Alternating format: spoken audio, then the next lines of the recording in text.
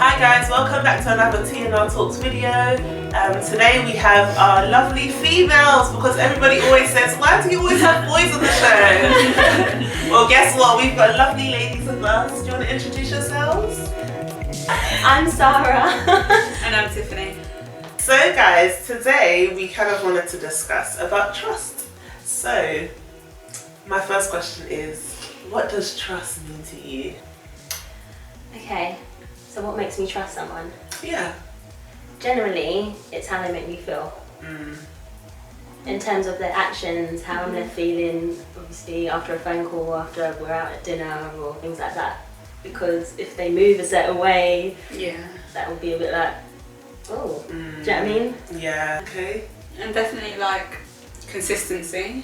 Yes. That definitely leads to trust. If someone's quite inconsistent with their actions or even their words, or just not acting how they are meant to act, that will lead to lack of trust. A few questions arising. Yeah. Yeah.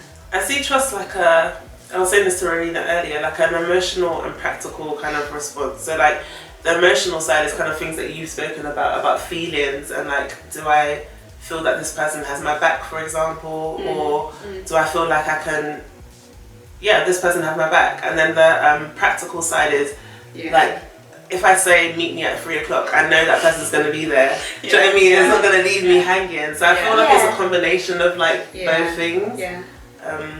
What do you think, Rudy?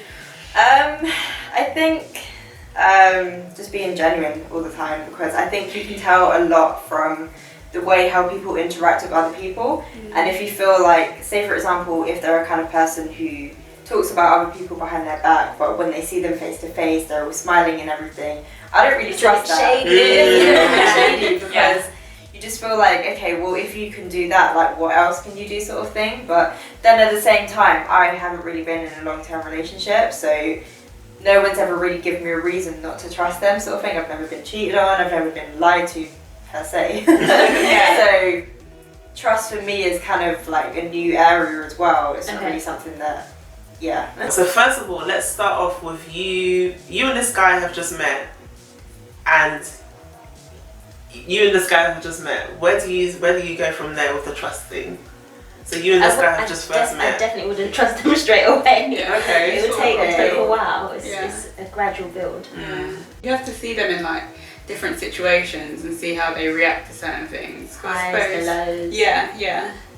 Before you develop, you've got to build that. If it's someone completely new, you've got to build that friendship first, and that you've got to see different situations together. So you have to draw on that slate, build something up, and then you can analyse it and be like, oh, okay, because you can trust different people, different levels.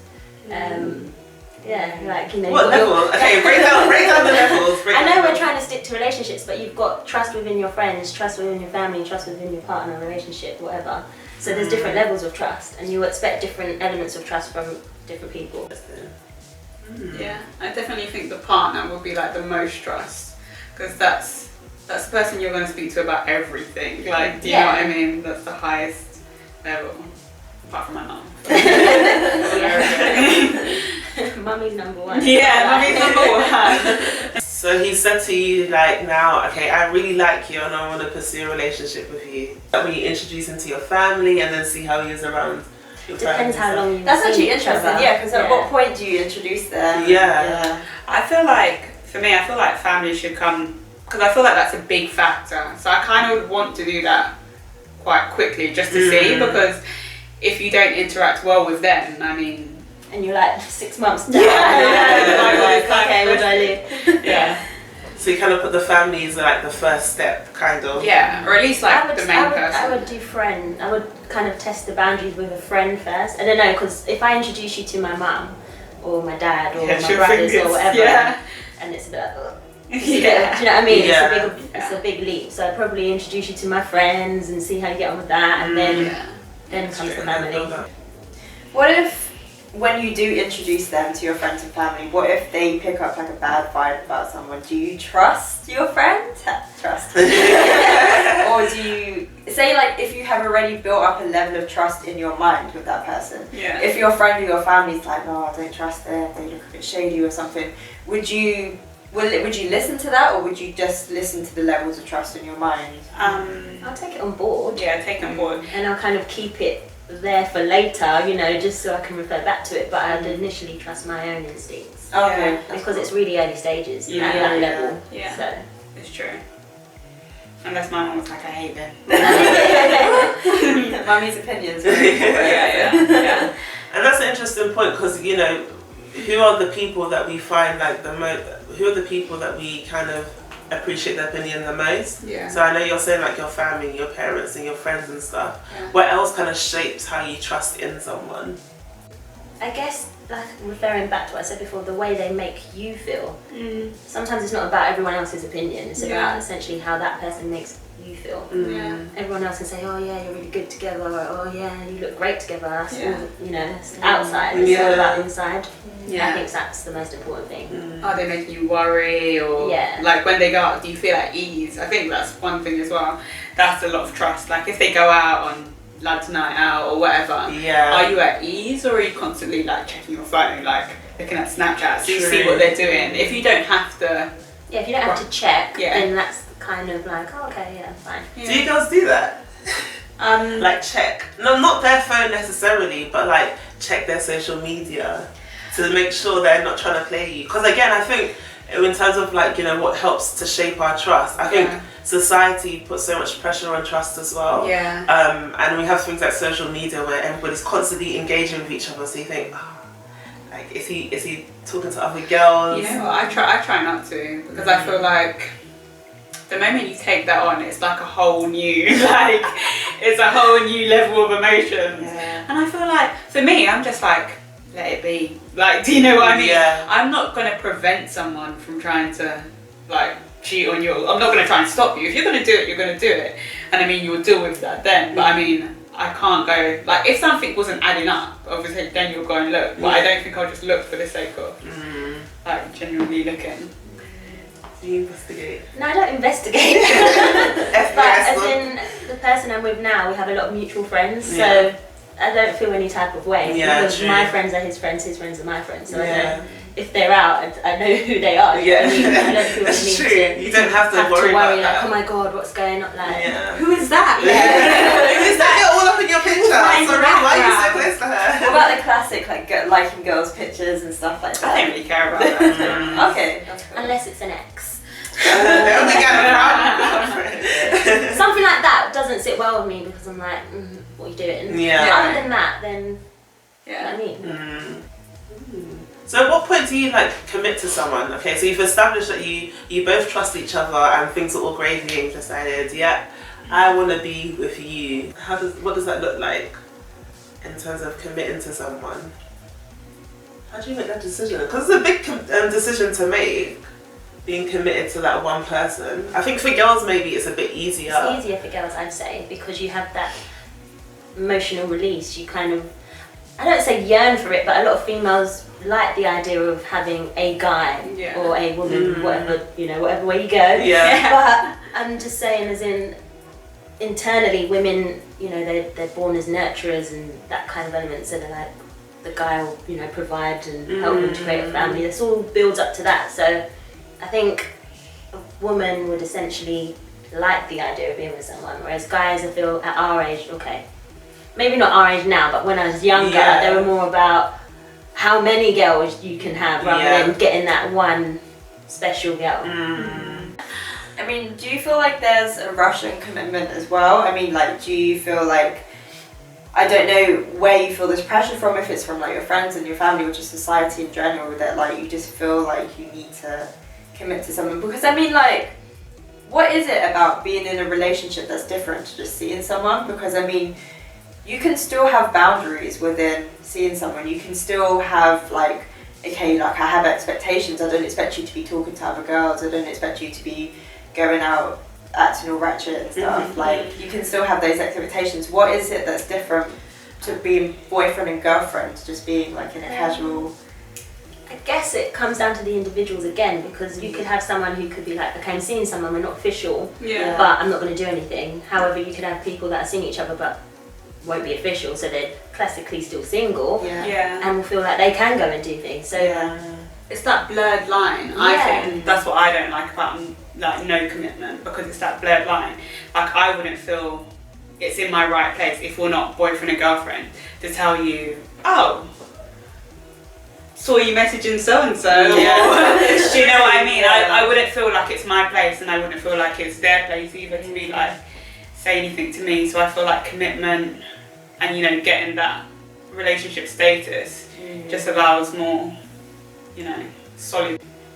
That's true. I think as we get older as well, okay, I'm going to speak for myself. My mum tends to have this thing where she's like, so when are you going to have a boyfriend? When are you going to bring someone home? When? And she's constantly asking me questions, even though I feel like deep down inside she just doesn't want me to rush it. Yeah. But things like parents and families, taking it outside of the context of your own personal relationship, do you feel like there's a pressure on people, especially as we're getting older, to settle down, to commit, to find the one, to be like, have that, you know, that unit. Yeah, that unit with someone? Do you feel like there's a lot of pressure around that?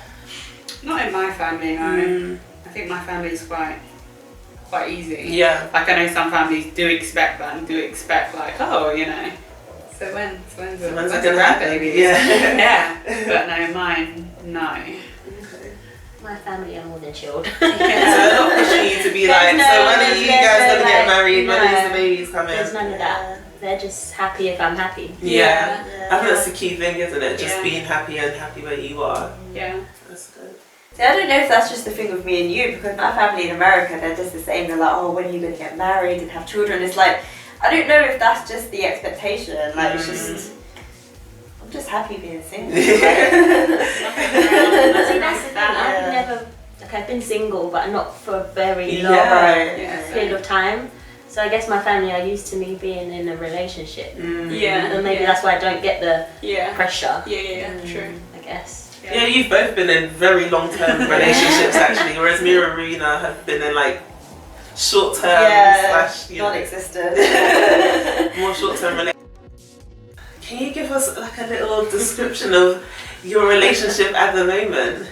Like, what is it? Like, what does it look like? Tell us. Tiff, you can start. Tiffany, do you want to tell us about, tell us how does that look like right now, or in the past, or in the future?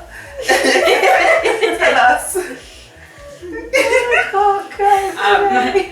I can talk about like my past relationship maybe. Yeah, and I suppose so that was generally quite easy, as in you've grown up together, like we're together like 9 years, so you've like grown up together, everything's like sort of blended in. And I suppose it really gets to that point where as you're growing up you sort of realise you want different things, and you know, you might not be seen eye to eye, and you might not be on the same level. And I think a lot of people that are in long-term relationships, like when it gets to a certain point, because you're so close to like certain things, like you're close to having kids, you're close to getting married, and I feel like a lot of people just overlook like issues they have and stuff like that, and just like brush it under the carpet. Whereas, and it takes a lot to actually come out of a situation and be like, it's fine, I'm going to start again. And that's the most daunting thing if we're coming back to trust. Because I was in a relationship for so long, and now you've got to start like basically all again, and it's building up those levels of trust now, which for me is so foreign, because I've always had that trust in someone and developing a new level of trust. And it's like, you know, someone new might not act the same as, you know, the old person did, and it's like, okay, but I'm used to that. And now you have to adapt to something completely like different. Do you find yourself comparing as well? Because I mean, you mentioned about new levels of trust. I mean, is that really new, or are you basing it on sort of previous relationships? I think you base it quite well. For me personally, I do base it back on my past relationship. I'm like, oh, did this, you don't do this, or you know, there'll be new stuff that someone new does that someone else doesn't do. So yeah, but then you try and take everything for itself, I suppose, and understand. Like, I think that's for me, like understanding everyone's not the same, everyone's different, and it's hard when you've been with one person for so long. Because then you're just used to that. Back to your point about that moment when you make a decision to let go of a long-term relationship, I think that's really hard. I remember saying to you, like, are you sure? Like, what? No, I was like, and then everyone's later, like, you're not serious. Everyone's like, you're not serious. I didn't take her seriously at all. I was like, okay, sure. And then I remember like asking you again a couple weeks later, and you're like, no. And I was like, oh wait, you're being serious. Yeah. Like I honestly think it takes, like you said, it takes so much, and it takes a lot of kind of courage to step out of a relationship that you've been in for so long, because you get so comfortable being with that person, and then you start accepting things that you didn't really necessarily when you started off with that relationship. You had your boundaries, but then when you're long term, you start to accept certain things. You're like, do you know what? I'll let that slide. Yeah. Do you know what? I'll let that slide. Yeah. I mean, how long was mine? Just under 6 years. Yeah. And it was hard to let go because it's a big part of you, and it was the same as you. I grew up with them. And when you let go, it's kind of like a part of you dies. Oh wow. Oh. Yeah, I'd say so anyway. It's like a big part of you is just gone, and you kind of have to carry on and not fill that space, but it is a part of you is left empty. So you kind of take on new things to not fill the gap, but to just carry on your life. Otherwise, there's going to be a big empty hole, which isn't the best feeling. Yeah. And I'm not saying fill that gap with someone else per se, but go out, do something new, meet new people, and do a new hobby and something like that. And almost find yourself all over again, isn't it? Like you have to get to know who you are again, because when you've been in a long-term relationship, like you say, your families have intertwined, you're doing things together, you have so many memories, like going to restaurants and all these memories that you've created together.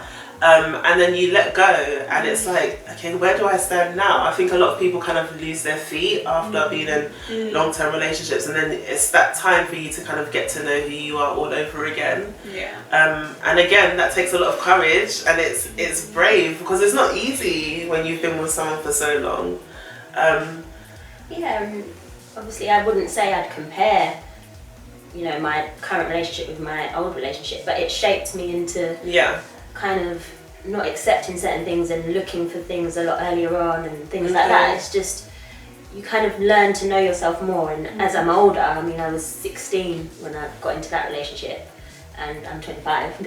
I'm 26 this year, so I'm a completely different person to who I was then. So I'd say that this relationship is completely different to the one I had before. For me, being in like shorter term relationships, I feel like I learned so much from even that experience. I think relationships in general teach you so much, even with friends and family and stuff. But the relationships that I've had in the short time that I did, it was just so intense in that moment that after coming out from it, I'm like, damn. Like I'll drop in some tea as well about my relationship. So I was kind of seeing this guy years ago.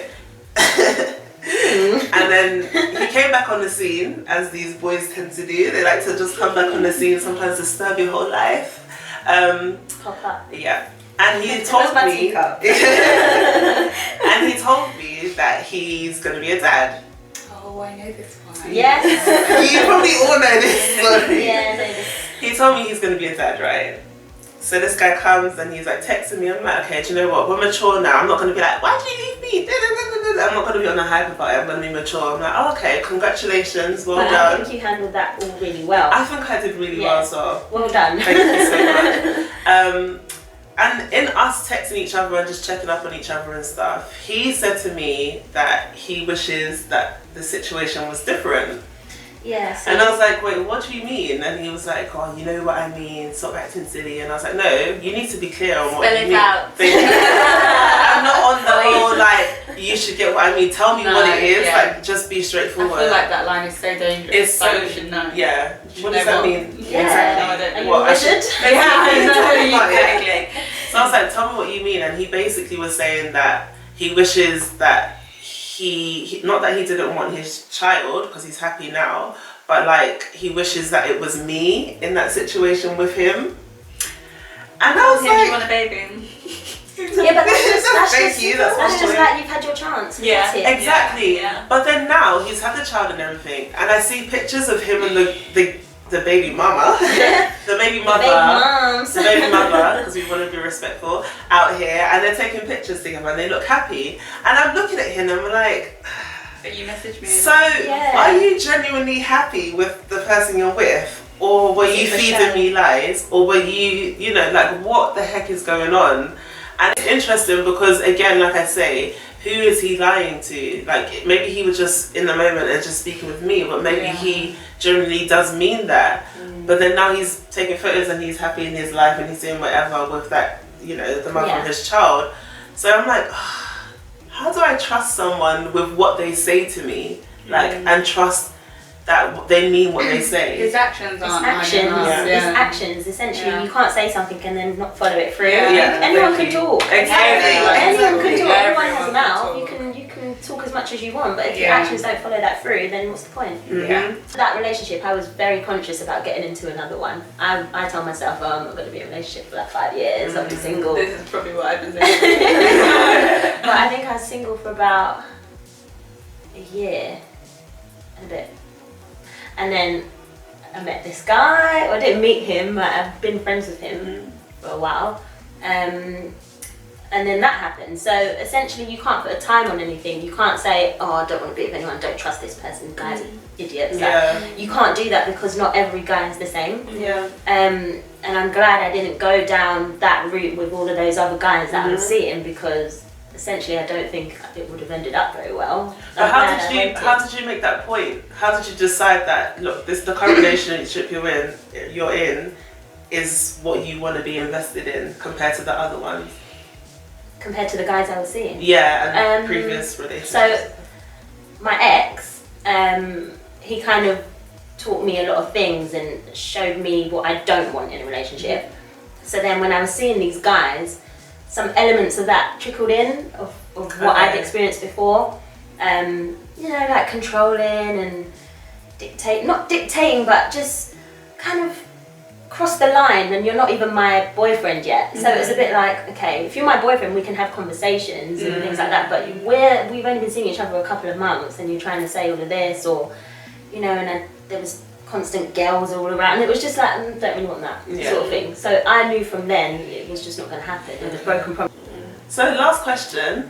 So, like, kind of all the things we've kind of discussed today, do you feel that you build on trust, or do you give people 100% trust from the beginning and then kind of let them... No. Oh, I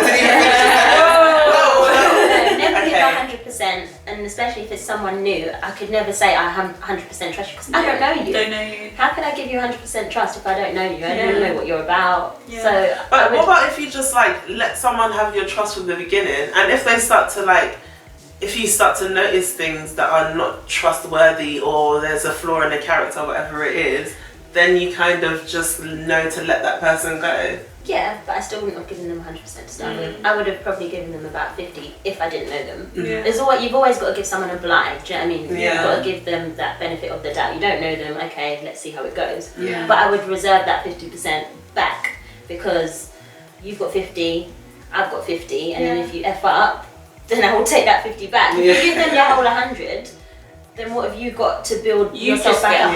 Yeah, you're the one left crumbled, so there's no need to protect yourself. It's a defense mechanism. Yeah. Would you agree as well? Yeah, 100%. I wouldn't give someone, especially if I don't know. Even if you do know them, you know them in a different context. Like, you know them as a friend, not as a partner, and that's it's two different things. Yeah.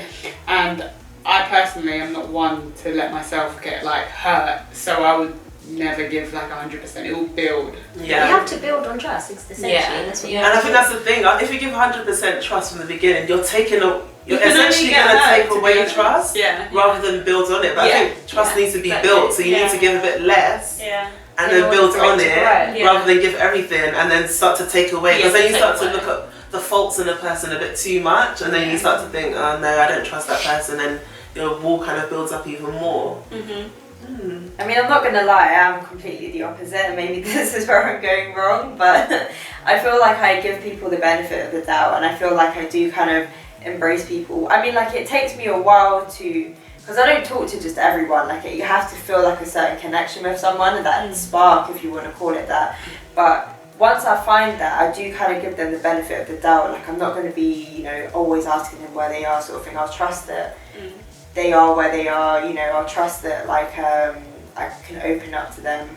But if I notice that there are things, like you were saying, character flaws and everything, then that does kind of make me want to step back. So, yeah, I think I do kind of give a lot at the beginning.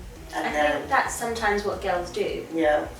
They give a lot, and then if they don't get it back, then it's a big problem. So I'd always say, that's why I'm saying, keep some back for yourself. Don't give out all this love, because essentially you might not get it back, and then you're the one left hurt. And you're like, oh, but I'm doing I this done for this, you. yeah.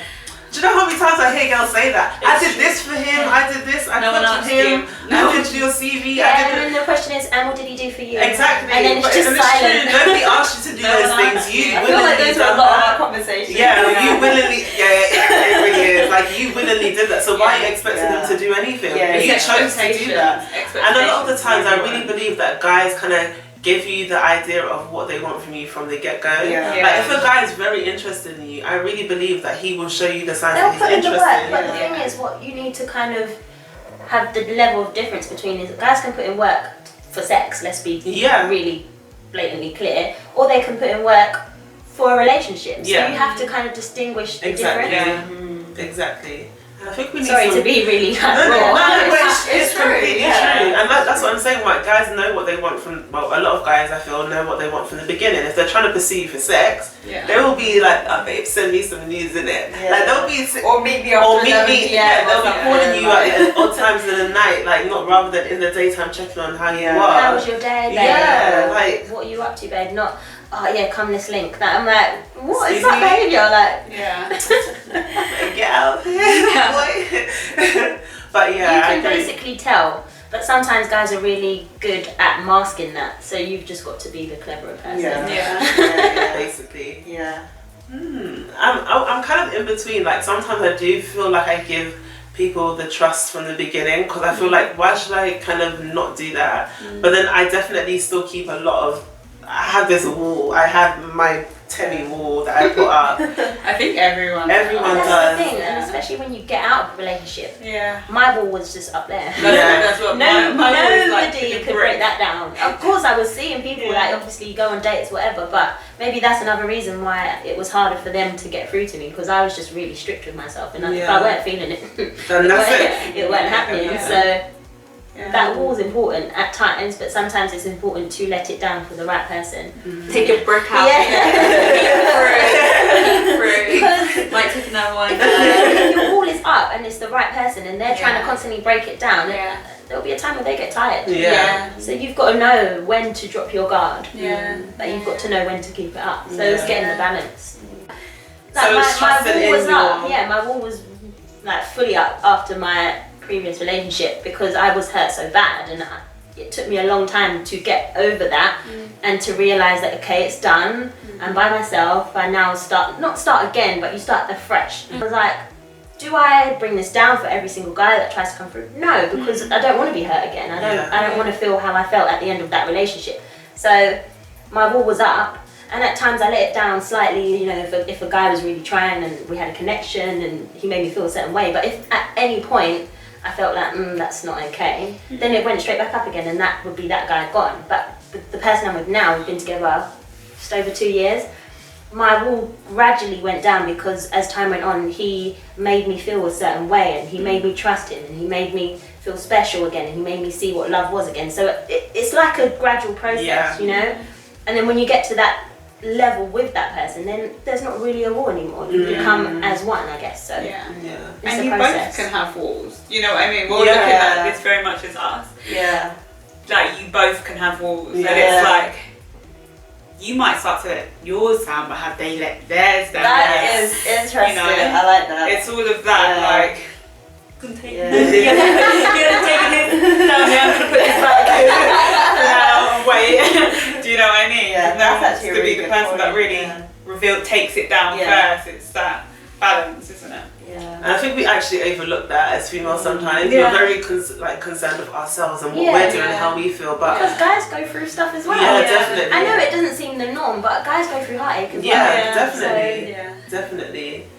And they've got a lot of issues as well within their own. But I guess it's a work in progress. We're both working together to get to an end goal, whether that be marriage, whether that be living together, whether that be whatever it is that you both decide. And it's just taking the time to get to know each other, give each other space as well. So deal with things on your own, be able to be happy on your own as well. Not too much like intertwined too much to the Days point of that life. Yeah, when you have kids and you get married and you're living together, then that will be that. Yeah, exactly. But enjoy each other's company, enjoy your friends' company, and just enjoy the relationship, I guess. Don't think that you've got to be glued together, which is kind of maybe how I was in my first relationship, because we were so young, we were just literally, can you relate? Yeah. But in this relationship, we respect each other's, other friends and space and things like that. But when we do have our time, it's great because we respect one another and we enjoy each other's company. We do things that, say, I like doing, and we'll do things that he likes doing. There's times where he'll put on programs, I'm like, but because he likes them, I will sit there and I will watch them with him. Do you know what I mean? There's give and take in the relationship. And I'd say that's another element of trust. It just can't all be about the female. It can't just all be about the male. You've got to have a balance.